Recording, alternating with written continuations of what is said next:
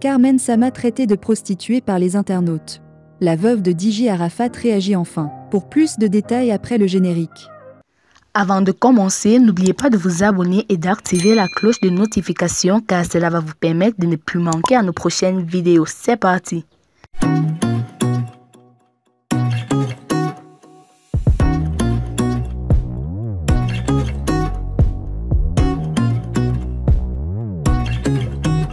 Traitée de prostituée, Carmen Sama, vous m'avez déjà attrapé.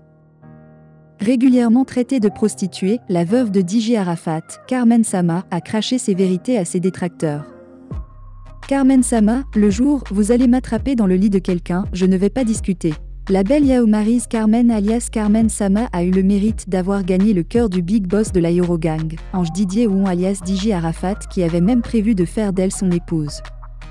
Mais c'est pendant que nos deux amoureux se préparaient à célébrer leur mariage civil, que la mort a fauché le Beru Sama un lundi 12 août 2019 dans un terrible accident de moto.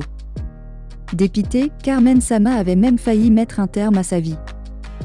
Près de 3 ans après ce drame, Carmen semble passer à autre chose. Virée nocturne, séjour dans des hôtels de luxe, achat de voitures sont désormais le nouveau style de vie de la veuve de 26 ans. Régulièrement critiquée pour ses sorties assez controversées sur la toile, Carmen Sama a clairement signifié qu'elle n'en avait rien à foutre. S'agissant de ses nombreux voyages, Carmen Sama a fait savoir qu'il était financé par ses prétendants. Mais, pour de nombreux internautes, il est clair que la mère de Rafna Wong vend son corps. D'autres l'ont même suspecté d'appartenir au réseau Dubaï Porta-Porti. Le fait d'avoir annoncé récemment sa nouvelle aventure avec le chanteur malien Sidiki Diabaté n'a pas véritablement mis fin aux suspicions des détracteurs de la belle Carmen Sama, laquelle a fini par cracher ses vérités à ses détracteurs. Vous dites que je sors avec tout le monde. Vous avez quoi au juste? Vous m'avez déjà attrapé dans le lit avec ces personnes-là? Jamais, donc vous inventez tout ça pourquoi? Le jour, vous allez m'attraper dans le lit de quelqu'un, je ne vais pas discuter avec vous sur ça, a-t-elle confié à First Mag. Le récent blocage d'un convoi militaire français au Burkina et au Niger par de jeunes villageois illustre de façon spectaculaire l'ampleur du rejet massif de la France au Sahel. Les images ont circulé viralement sur les réseaux sociaux en Afrique, suscitant un large enthousiasme. Bien d'autres exemples peuvent être évoqués, comme cette déclaration commune de 4 centrales syndicales au Niger désignant la France comme ennemi principal. Une telle animosité peut surprendre l'opinion publique en France, alors que l'aide française au développement vient d'augmenter, et que l'intervention militaire française, par ailleurs jugée nécessaire par tous les gouvernements de la région, vient de réduire sa voilure et pourtant, de multiples facteurs permettent de l'expliquer. Certes, ils n'atteignent pas le millier comme notre titre le suggère, mais ils sont néanmoins nombreux et convergents. Ils relèvent selon nous de 2 dimensions différentes.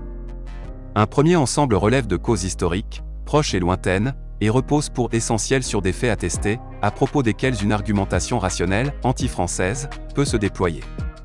Elle doit être prise en compte un second ensemble de causes et d'ordres totalement différents, car il repose sur des narratifs complotistes, décrochés des réalités contemporaines, mais qui apparaissent à beaucoup comme crédibles et font l'objet d'une intense diffusion par la rumeur et les réseaux sociaux. La convergence de ces 2 registres est détonnante, comme le montre l'actualité. Mais pour bien comprendre ce phénomène, il faut d'abord en démêler une à une les multiples composantes. Le lourd passif de la France en Afrique, bien évidemment, c'est la colonisation qui reste le premier chef d'accusation de la France pour la très grande majorité des citoyens des pays africains qui ont subi la conquête française. C'est le premier chef d'accusation d'un point de vue chronologique, encore que la traite négrière atlantique, qui a enrichi l'Occident et en partie permis la révolution industrielle, ne soit pas sortie de la mémoire collective à la différence de la traite vers les pays arabes, plus facilement passé sous silence, et c'est le premier aussi quant à son importance, les violences de la conquête, par exemple, au Niger, les massacres de la colonne voulée-chanoine, comme le despotisme de la gouvernance coloniale, indigénat, travail forcé, réquisition de produits agricoles, vol des terres, conscription obligatoire et utilisation comme chair à canon dans les 2 guerres mondiales, ne s'oublie pas facilement, car les comptes de cette période douloureuse n'ont pas encore été soldés. Un travail de mémoire s'impose pour la colonisation française en Afrique noire, comme il a commencé à s'imposer à propos de la guerre d'Algérie. Dans les anciennes colonies françaises, à l'exception de la Guinée, mais qui est vite devenue une dictature terrible, et du Mali, mais où Modibo Keïta a vite été balayé.